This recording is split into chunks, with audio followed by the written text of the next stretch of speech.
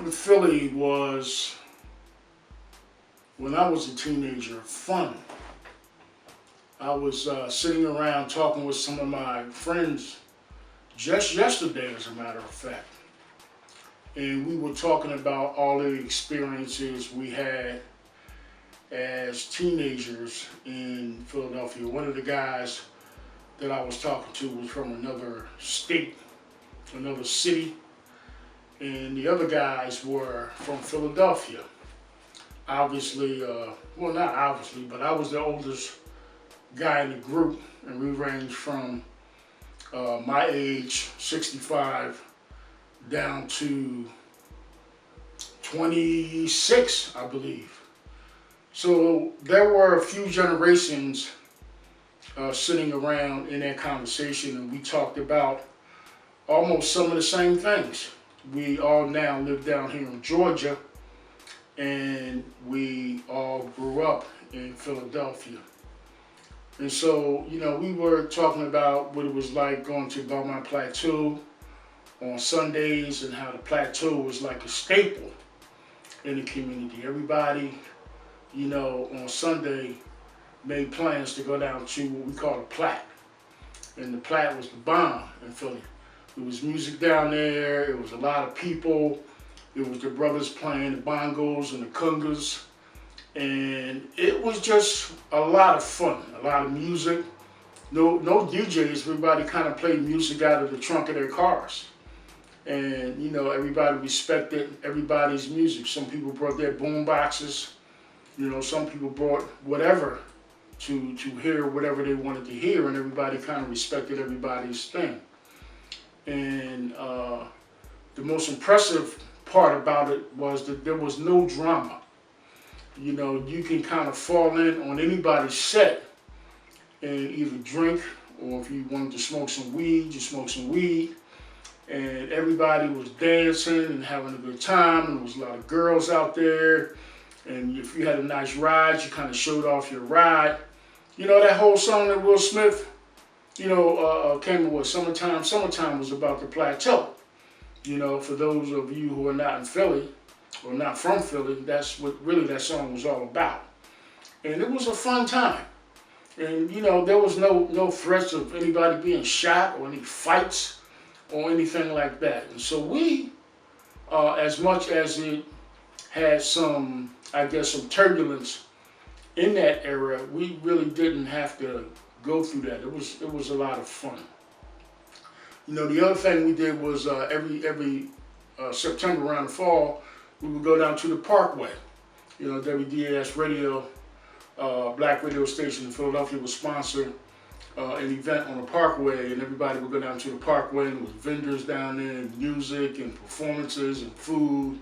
And that was the other big deal in Philly. And we would just, again, hang out and have a good time. No drama, no threats of anybody getting shot or stabbed or fights or anything like that. It was just different back in those days, Philly was a fun place. Philly was where, you can get a cheesesteak just about anywhere in the city. Some places better than others. You can get a tasty cake, water ice, a mustard pretzel, and good Chinese food. And those were like staples. Hoagie, a great hoagie. Those were like staples in our community.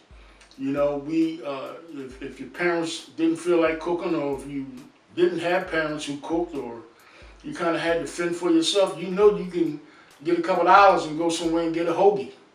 Or get a couple dollars and go somewhere and buy yourself a cheesesteak.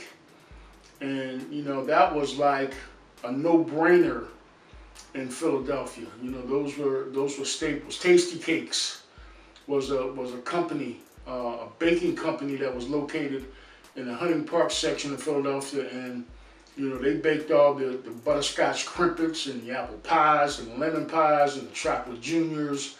And a great meal was a cheesesteak, or at least for me, chocolate cupcakes, Hers potato chips, and the Frank's black cherry Wisnik soda. That was a meal for me. That was my joint. I had that like on the regular. Again, Frank's Soda was another homegrown kind of Philadelphia factory. And you know, back in the day, Philadelphia was a celebrated city. What happened to it today? You know, we know we hear it on the news every day. You know, as a youngster, I took growing up in Philadelphia kind of for granted. It was just, you know, where I lived. I was more consumed with playing basketball and trying to really, as much as I loved it, trying to really get out because of the turbulence that was occurring in my personal home. You know, my mom and dad were just continually at odds.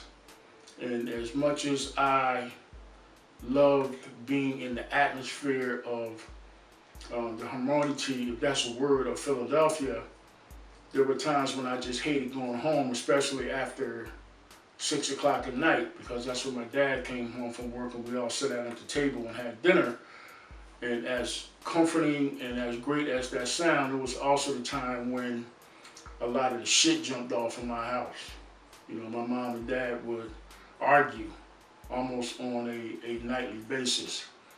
And it just, you know, with all of the other things that I had to navigate by being a young teenager in, at that time, I believe we were like the 4th largest city or the 5th largest city in the United States, and growing up in a black community with all of me having to navigate gang life and trying to figure out who I was, and you know, the introduction of marijuana in my life, and trying to be a player and chase as many girls as I wanted to, and trying to get as much pleasure out of life as I possibly could. I had to deal with the issue of the ever-present storm in my house. I used to hate when my father came home from work, because I knew that the whole climate in my house was going to change. And you know, it wasn't until I became an adult to where I understood what all those fights were about. At that time, I never really understood what those fights were about. You know, it was just that, you know, in more cases than not, my mother initiated those fights, and my father just was the recipient of a hailstorm of her ranting and raving about a number of issues. You know, very, very rarely would he initiate a fight, but there were times when he would come home and things were not the way he wanted them to be, that he would, you know, bring up something. But in more cases than not, it was my mom ranting and raving about something that was going on in the house, or something that she just wasn't happy with. And so a lot of that formulated my personality as an individual. I wasn't sure where I fit in. I wasn't sure, you know, because I used to watch my dad, and I felt like he really didn't stand up enough for himself when my mom went off on those tirades. And as a man, I'm trying to figure out whether this is what you do as a father or a married man, or should you stand up for yourself and not take all that? And you know, was she right in what she was saying? Was there some underlying things that were going on in the crib that I didn't know about? I wasn't sure. And so I was in a quandary. I was, you know, kind of all over the place as to who I was and what I was supposed to be. And, you know, all I knew was that I wanted to have a better life for myself. And that better life was going to be through me getting an opportunity to get out of that house. And the way to get out of that house was to go to college. So I got kind of stuck on this whole, as every young kid does, wanting to be a basketball player. But another part of me says, you know, if that doesn't work out when you go to college, you can become a teacher. And, you know, that was something that was kind of in the back of my mind. But it was, you know, it was hard for me growing up. And I'm the oldest of 2 children in our house, myself and my brother. And I didn't have anybody to really go to or shoot my stuff off to. You know, I had my mom, and we had a great relationship, don't get me wrong. And we would talk about a lot of stuff. But my innermost insecurities and feelings about who I was as a boy and as a young man was something that I really never really talked to her about. You know, and I definitely didn't talk to my dad about that because I just thought that his relationship and mine was not as strong as my relationship with my mom. And a lot of that, and again, as I got older, I began to realize that a lot of that was because she kind of steered us away from him to put herself in a position to be in the limelight of what happened in our house. You know, she vilified my father at every turn.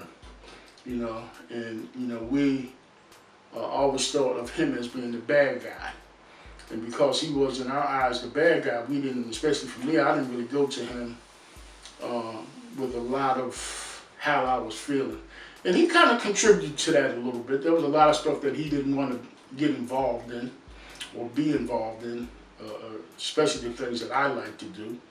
And so I kind of brought into the things that my mom would say about him because he kind of put his stamp on what she was saying based on how he didn't really want to be involved in a lot of things that I wanted to be involved in. Like he never came to see me play basketball, never.